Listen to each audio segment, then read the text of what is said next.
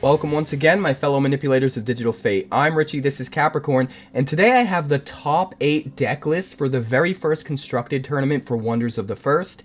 This was the existence tournament that took place during the first Shattering launch event for the game, and honestly, it was pretty wild. People got their hands on their cards less than 24 hours before this tournament took place.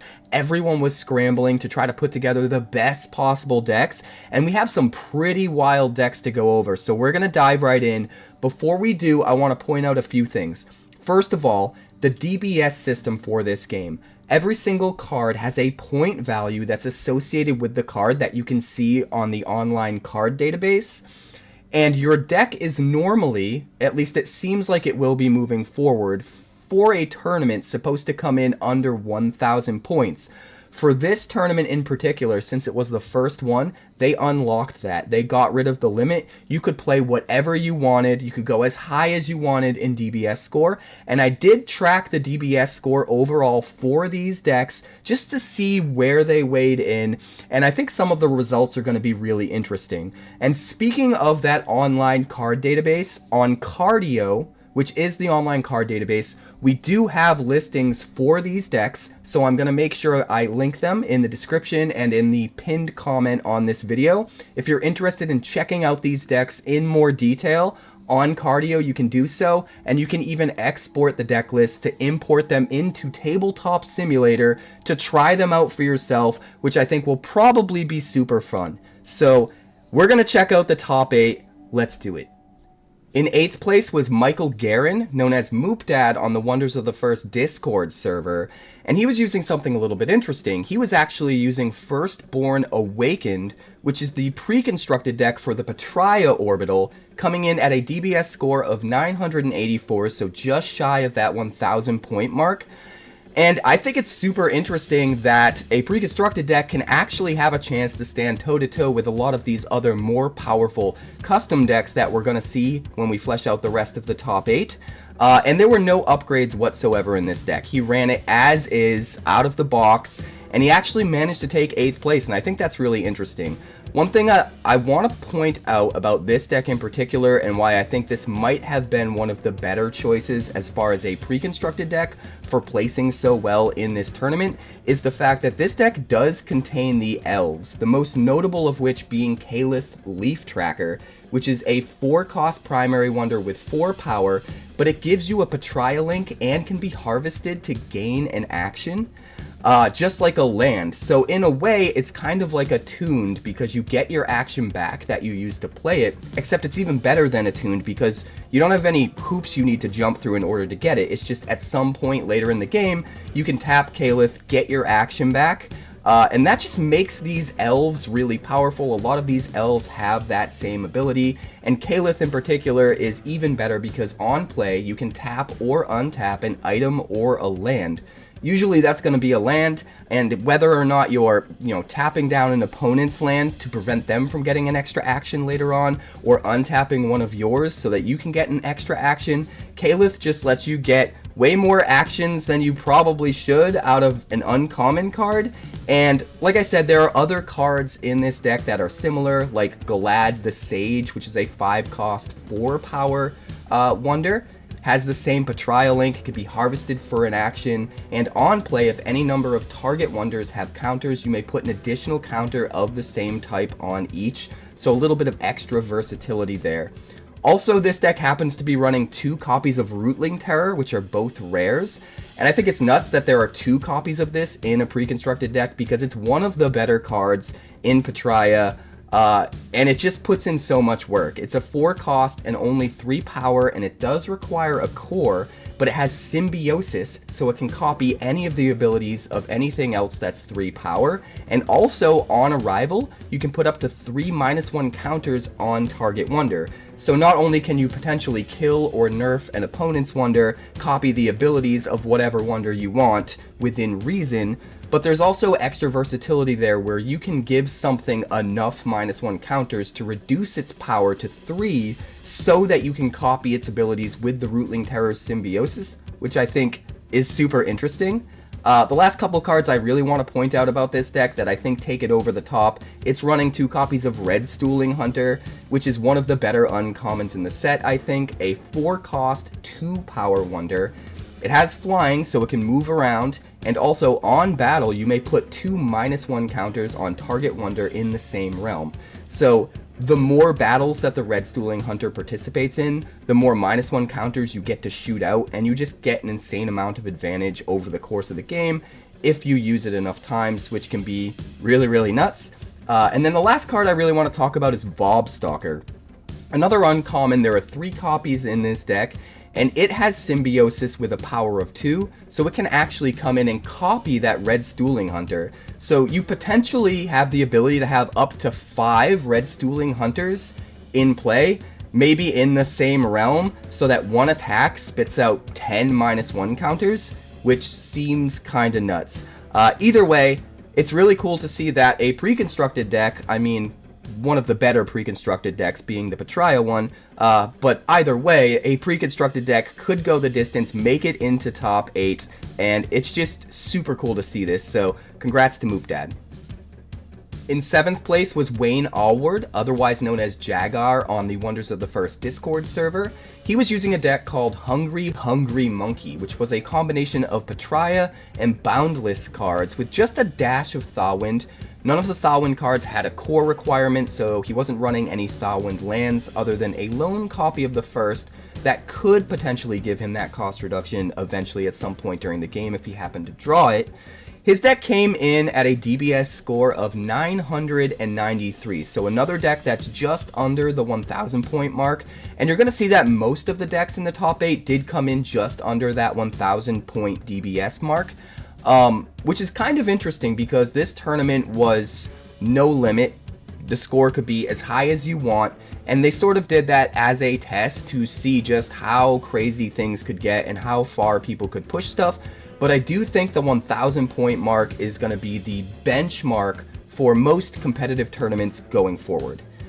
This deck in particular centered around a card called 𝐽𝐸, which is a 10-cost legendary wonder with 10 power, and has a tap action to destroy target stone. And then if this leaves play, you banish it. So the entire deck is sort of built around this concept of being absolutely chaotic and just bringing an intense amount of chaos to the game and disrupting a ton of what the opponent is trying to do. Another good example of this is one copy of the legendary wonder Murkmire Incarnate, which is 8 cost for 8 power. On arrival, you tap all lands, and then you have a sacrifice action to destroy all tapped lands. So you can absolutely just harvest all of your lands, get all of your actions, then slam the Incarnate and nuke your opponent's board state. It gets pretty wild. And there are a bunch of cards in this deck that, again, just reinforce this sort of theme. He's running the 2-card package of Seer's Gaze and Path of Light. Seer's Gaze being a 2-cost secondary spell that allows you to draw a card for each untapped land you control. One of the best card draw spells in the entire game, and a lot of people are realizing just how powerful this card is, and it's sort of seeing play everywhere in this tournament. 3 copies being run here, and then also Path of Light being kind of the other side to that coin, a 3-cost secondary spell, and this round you nullify all items and lands, including those that arrive later this round. If your opponent's trying to save up their untapped lands to harvest in the final round to have a huge action advantage over you in round 7, saving Path of Light and casting it as the very first thing that you play in round 7 to take all of that advantage away from your opponent tends to be one of the better plays that a lot of people are sort of being wise to and figuring out, and seeing Path of Light here is sort of setting the stage for, I think, what's going to be a strong presence overall moving forward. And then we also see one copy of Galen Mosspaw, which sort of also doubles down on a lot of what we've seen already happening in this deck. A 4-cost legendary wonder with 4 power, has attuned Petraia, so doesn't cost you an action if you have a Petraia land, and enemy lands in this realm can't be harvested. So sort of a mini version of what we've already seen in Path of Light, just sort of shutting down one entire realm's lands for the opponent. Really interesting synergies and ideas happening on in this deck in particular, and congratulations to Wayne for making 7th. Coming in at 6th place was Trey Franklin, known as Dr. Birdman on the Discord server. He was playing a modified version of Victory Feast, which wasn't even one of the pre-constructed decks. This is actually one of the decks that was included in the 2-player starter kit. So to see one of those decks make it into the top 8 just makes me smile so much. Now, this version of the deck was modified with a few very powerful cards added into the mix, and I do want to highlight those cards. This came in at a DBS score of 901, so another example of a deck coming in under 1,000 points. And the cards that were added were pretty nuts. First of all, we have one copy of Fireflower of the Inferno, which is a 2-cost secondary item, and when an opponent attacks in this realm, you sacrifice it. If you do, destroy target attacking enemy. So sometimes this can lock down a realm, make your opponent super hesitant to swing in there because they're gonna lose their best guy, and can really just do a number psychologically on messing with your opponent and whether or not they should, commit to that action. In addition, we've got some really powerful wonders. We've got one copy of Drogothar the Destroyer, which is absolutely insane. A 9-cost legendary wonder with 10 power, has flying, and also has a tap-free ability where you spend X energy to put X -1 counters on each enemy in this realm. So you basically nuke an entire realm on your opponent's side only, and because of the flying, you can fly Drogothar around wherever you need to make that happen. And I honestly think just the threat of activation really messes with your opponent's head and forces them to potentially make play mistakes as they're trying to avoid the inevitable use of that tap-free ability. So it kind of gets you value even before you ever use it, because your opponent is just losing their mind trying to get out of its way and not let you decimate their board state. We also have one copy of Whiskey Raider, which is super interesting. A 5-cost primary wonder with just 1 power. And on round start, you have to spend 1 energy for each stone you control, or target opponent gains control of this, which is a huge downside and such a huge resource sink if you don't play around it properly. But the upside is wonders you control get +1 for each stone you control. So if you can gain control of a bunch of stones and then start Realm 7 in control of as many stones as possible, you wait until round 7 and then slam the Whiskey Raider, because now there's never going to be a start of another round. You don't have to worry about the downside at all. All of your guys just get buffed up to a crazy degree, help you hold on to those stones that you already have, and maybe even take a couple more. If you are forced to play the Whiskey Raider early, it can get pretty tricky.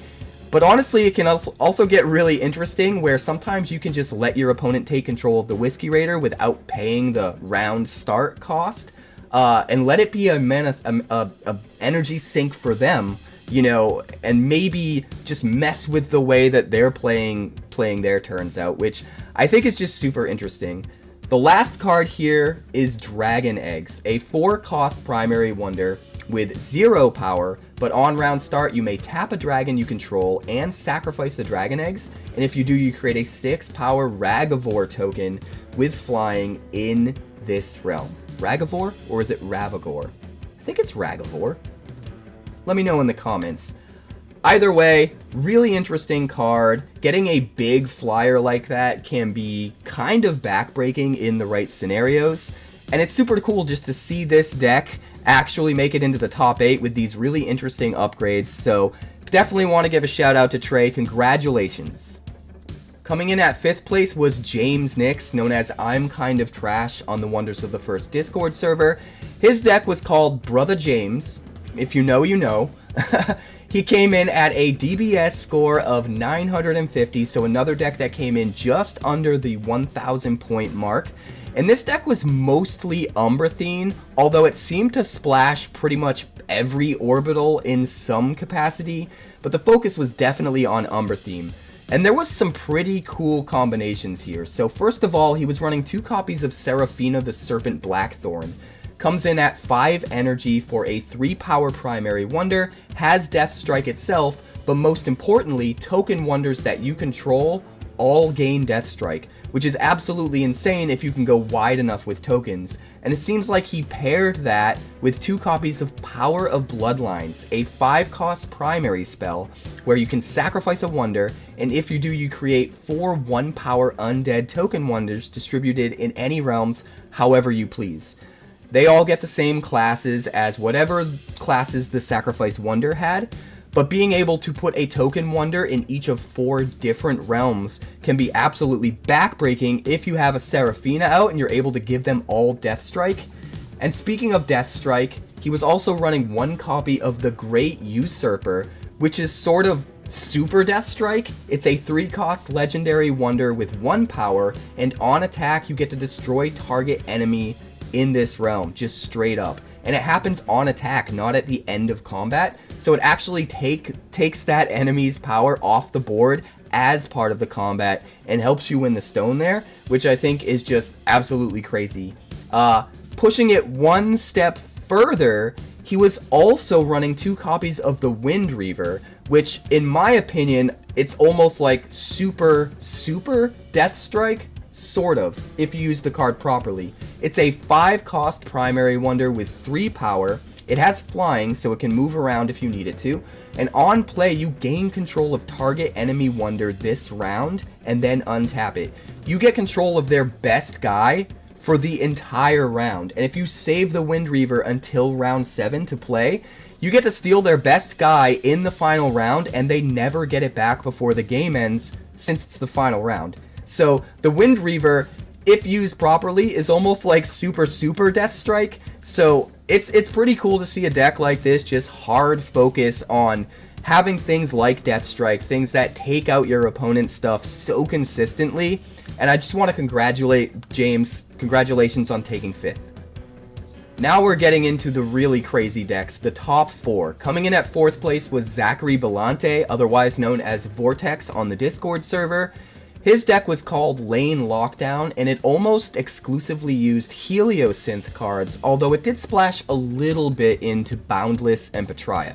It came in at a DBS score of only 885, which is one of the lowest DBS scores I think we've seen, but there's a ton of synergy in this deck, so don't let that fool you. The entire deck seems to be based around a card called Experiment X7 V1-3. This is a 3-cost secondary wonder with only 3 power, but it gets +1 power for each faith you have. So the entire deck is built around just gaining as much faith as possible, stockpiling that faith, and turning your Experiment X7 into an absolutely insane, huge threat. It also has a tap-free ability to gain faith equal to the number of biosynths you control, so there are a bunch of biosynths in this deck to get even more energy for the experiment's payoff, and some other faith payoffs that are within the deck.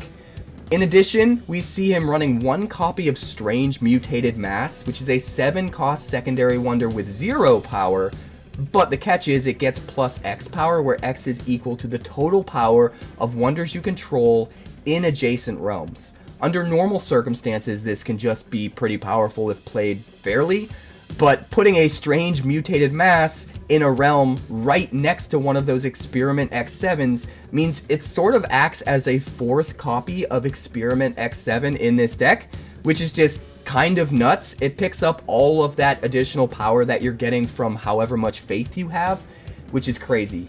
In addition, we have another ridiculous payoff for faith in the form of Versi Hollow Heart, which is a primary wonder that costs 3 energy, has only 2 power. On arrival, you gain 2 faith, but then has a tap action ability to spend X faith, create X 2 power hologram token wonders distributed among any odd numbered realms. This allows you to go absolutely ham, putting a ton of token wonders all over the place and being able to take control of the board pretty effectively. This deck is just kind of nuts, and I love seeing a deck go this deep into Heliosynth and just absolutely use and abuse the Experiment X7. I love it. In 3rd place was none other than Keith Bellante, otherwise known as Sneaky Joe KDB in the Discord channel. He was playing a deck called the Shattering, which was pretty much every orbital smashed into one. This deck was nuts. It came in at a DBS score of 1,120, which was the highest DBS score in the entire tournament, or at least the highest DBS score in the top 8, which I assume the top 8 decks had the highest DBS score out of the entire tournament, but I can't 100% confirm that. It's important to note that this tournament was unlocked as far as DBS value, so you were allowed to crank your deck, sky's the limit, add as many powerful cards as you want without any DBS limitations. So it'll be interesting to see if there's a version of this deck once the dust settles and we come in at maybe like 1,000-point DBS score for tournaments going forward. I'd like to see how this deck sort of changes and morphs over time because of that. But this deck in particular was running some of the most powerful cards in the game, and it was absolutely absurd. So he's obviously got a copy of Phoenix Quill, which is a 0-cost legendary item with a sack free that gives you 3 energy for free, and then also gives you the ability to bury all of the cards in your hand on the bottom of your deck and draw an equal number of cards. So not only can it boost you in the early game and give you a ton of energy to just play something that it would normally be too expensive to play that early in the game and give you a huge tempo lead, but it also just allows you to discard your whole hand basically and redraw, put your hand on the bottom of your deck and redraw that many cards to try to search for your combo pieces or the answers that you might need to whatever your opponent's doing. We also see that he's running the best lands in the game, a copy of Market of Lost Wonders, which if you harvest it during an odd numbered round, you get double actions out of, and if you harvest it during an even numbered round, you get 2 free energy in addition to the 1 action. So not only can you get double actions out of this, but it has the versatility to instead give you energy under the right circumstances if you need it. Probably the best land in the game. In addition, he's got 2 copies of Indra's Citadel, which is probably the second best land in the game. Just can be harvested for 2 actions just straight up, as long as you've placed it in an even numbered realm. So not really much of a hoop to jump through. You can play your lands wherever you want, so having to play them into one of your even numbered realms isn't really that much of a drawback. It's not a drawback at all, so you can almost always ensure that you're able to get double actions out of your Indra's Citadel. In addition, he's playing 2 copies of Ethereal Grove, which is so good because it has symbiosis with the land, and when you play it, it can take the text box of any other land in play and apply it to itself. So it can become another copy of Market of Lost Wonders, or Indra's Citadel, or whatever else you need it to be. Even if you don't have one of those lands down yet, if your opponent happens to have one, you can just copy your opponent's land as well. So Ethereal Grove is absolutely nuts. The rest of his deck was mostly built around shutting down a lot of what your opponents were trying to do. He's got 2 copies of Sirius Aetherblade, which makes it so all of your opponent's 2-cost enemies or items, or 2 cost or less, become nullified. All of their text boxes are gone, all of their abilities are gone, and that just shuts down so many strategies, it's absolutely absurd. In addition, he's running 2 copies of Onglepod, which works sort of similarly but against spells. A 3-cost secondary wonder with 3 power, and your opponent's spells cost 3 more to play. A lot of times having to spend 3 more energy to play a spell is enough that maybe you can't play that spell at all. And even if you can play that spell, you have to spend energy that you were probably wanting to use on playing something else that you now can't play, so it sets you back a huge amount of tempo, and the card just kind of takes over if your opponent's trying to play spells.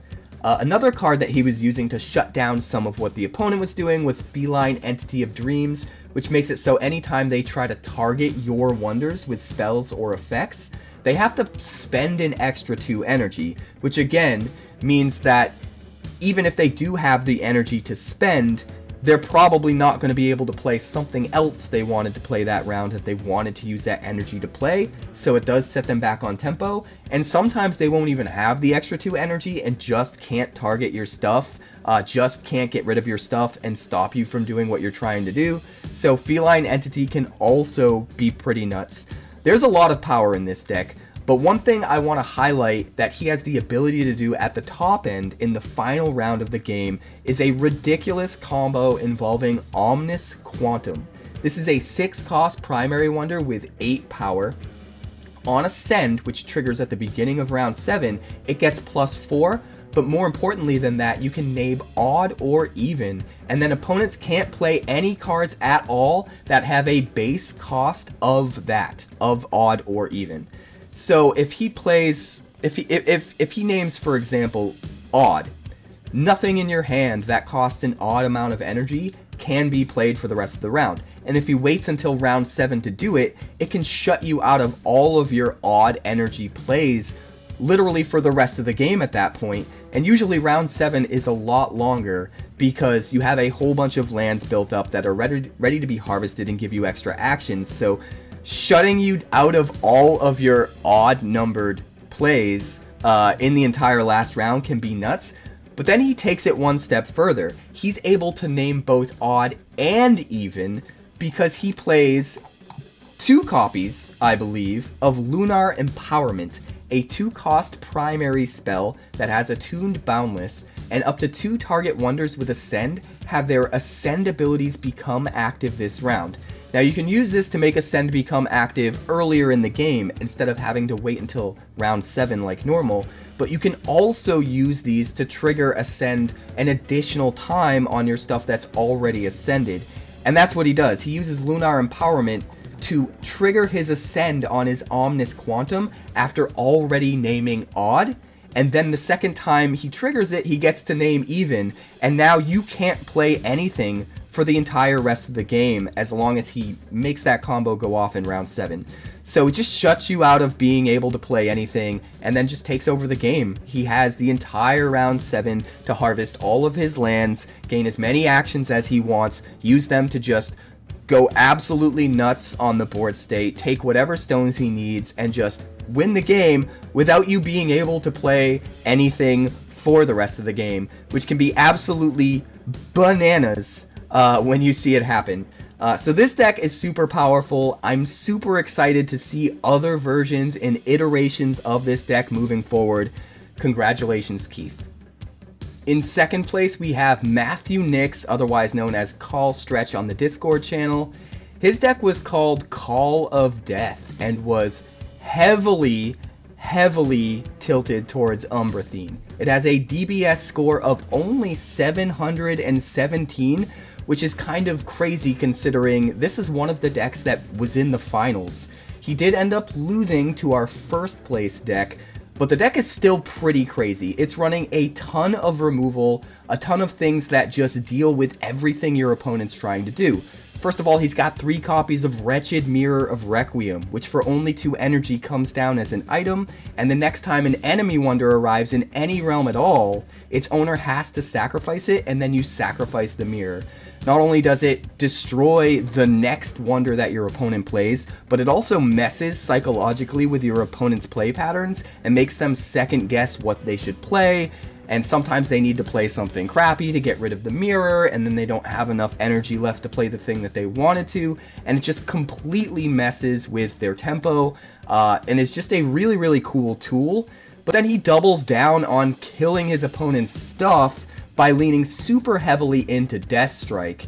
The best example of this is Chained Crow. He's running 3 copies. This is a 3-cost secondary wonder with only 1 power, but it has both Death Strike and Flying. And the Death Strike means that you're allowed to kill any wonder on the opposing side as long as you tie or win combat. And you don't even have to initiate combat to do it. If your opponent attacks you, and you happen to win or tie the combat, not that your opponent would ever do that, you could still kill something with Death Strike. And because Chained Crow has Flying, it can just start moving around the board to whatever realm it needs to get to in order to use that Death Strike to take out your opponent's most powerful guys.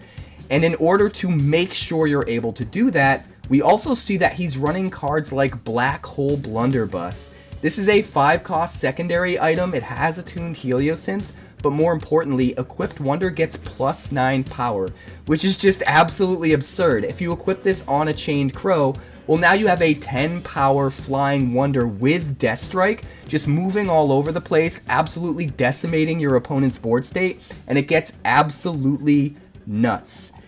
In addition, we also see he's running 1 copy of King Highen, which is also really, really good with those Death Strikers. It is a 5-cost legendary wonder, and on arrival, enemies in this realm get base power 0 this round. So even if you don't have your 𝐻𝐿 equipped with something, or you have another Death Striker in that realm that's not equipped, you can just slam the 𝐽𝐿𝐼𝐻, make sure all of your opponent's powers are reduced to 0 in that realm, so that you can attack in with Death Strike and kill it, and it doesn't even matter how big it is. Even if they would have normally won the combat, now you get to win the combat, kill their best guy, make it way, way harder for them to attack back and reclaim that stone. So the entire deck is just built around trying to kill all of your opponent's stuff, and it's honestly pretty wild, so congratulations. That brings us to first place, none other than Ben Palocko, aka Boundless, on the Discord. His deck is called Cosmic Dust, and it's using mostly Boundless and Petraia, and to a certain extent Thalwind cards. It pretty much splashes kind of everything. It's got some Solfera in there, it's got some Heliosynth, and the deck is absolutely nuts. It comes in at a DBS score of 959, and this is first and foremost a combo deck, but it's got some pretty interesting cards that it can utilize along the way. The most important thing to point out about this deck is the fact that it's running 20 lands. That's almost half the deck as lands, 20 out of the 50 cards as lands, which is nuts. And he's running all of the normal best lands you would expect to see, stuff we've already gone over like Market of Lost Wonders and Indra's Citadel and Ethereal Grove. And he does have some ways to pay off using those lands, such as Orinoco Nature's Firstborn, a 4-cost legendary wonder, and on play you put a growth counter on up to 3 target lands. They are legendary wonders with power equal to the number of lands you control, and they still count as lands. So obviously going super wide with a ton of lands means that Orinoco is going to be way more powerful. But that's not even the primary thing this deck is looking to do. As I mentioned before, it is a combo deck. So first of all, you're trying to put as many untapped lands out into play as possible, and then you want to resolve one of your spells. What spell? Seer's Gaze. We've already talked about this in one of the prior decks. He's got 3 copies, a 2-cost secondary spell where you draw a card for each untapped land you control. That means if you just fill your board space up with untapped lands first and then cast your Seer's Gaze, not only are you going to draw a ton of cards and be able to draw into either your combo pieces that you need or another Seer's Gaze so that you can just do it all over again, but you're also inevitably going to have to discard cards at the end of the round because you're going to have too many cards in your hand. And then you end up discarding spells that you actually want in your discard pile in the Abyss so that you can utilize them later with the combo, which we are about to get to. The combo sees us using Open the Cosmos, a 10-cost legendary spell. You can only have one of these in the deck. Because we're drawing so many cards though, we're almost always finding it and able to combo off. So you cast this for 10 energy, you choose up to 3 target spells you own from the Abyss and play them for free, and then banish them and banish Open the Cosmos when you're done. So you basically get to stack up your Abyss with whatever huge powerful spells you want, and then just cast 3 of them in the final round and use them to completely take over the game. The 3 that we saw, and I think the 3 that are going to happen most often, involve, first of all, Corruption Warp, a legendary spell that would normally cost you 11 energy, but if you're comboing off with Open the Cosmos, you don't have to spend any extra energy to play it. Destroy all wonders that aren't legendary. Since the vast majority of wonders out will be wonders that aren't legendary, it's pretty much going to wipe the board almost completely clear. Then, after resolving the Corrupting Warp, we see him play a Cosmic Cataclysm, of which he has 2 copies, so it is possible to play one of these earlier in the game as well.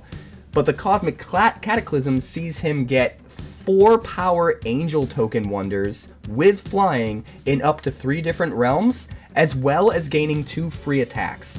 So wipe the entire board, get angels in 3 different realms ready to swing in and take the stones in those realms with the free attacks that you're getting, because most of your opponent's defenders, if not all of them, are now gone. And then if that isn't enough, on top of that, you can find Rage of the Ancients as your 3rd spell, name a class, double the power of wonders you control of that class for this round, and gain another 2 free attacks. That's 4 free attacks. All of your angels can buff up to 8 power, which is absolutely insane. Most of the rest of the deck involves cards that can also in supplementary ways get value off of going super wide with those 20 lands, or cards that help you control the board state to just get to where you need to get to. But using Seer's Gaze to just draw into everything you need to make this pop off is absolutely insane. Seeing it happen live in person was absolutely nuts. So I just gotta say congratulations to Boundless for pulling this off. The deck's nuts, the game was nuts, and if you're interested in seeing that finals game, I do have a video coming where we're gonna showcase the entire game for you because we recorded it on the spot. So congratulations, Boundless, 1st place. That's going to do it for today's video. As I've already mentioned, the entire finals match was recorded from the first Shattering, so I have a video coming that's going to show the entire match, the whole thing in its entirety, so if you're looking forward to that, definitely stay tuned. We're doing the same thing with the finals match from the sealed tournament, if you're interested in seeing that, and then I'm also doing deck techs for the top 4 decks in the constructed tournament that we talked about today. And we're going to be showing those in greater detail, breaking down the decks completely, and then showing them in-game, showing an entire game using the decks. So I'm super excited to show those decks off. All of that's on the way. In addition, I have some surprise content as well, because there's a ton of Wonders content on the way. I'm not going to give away what all the rest of the content is that's coming, but there's a bunch of stuff on the way. So if you haven't already, please like the video. It helps me get it out to so many more people, and subscribe if you're new so you don't miss any of that content. I'll see you next time.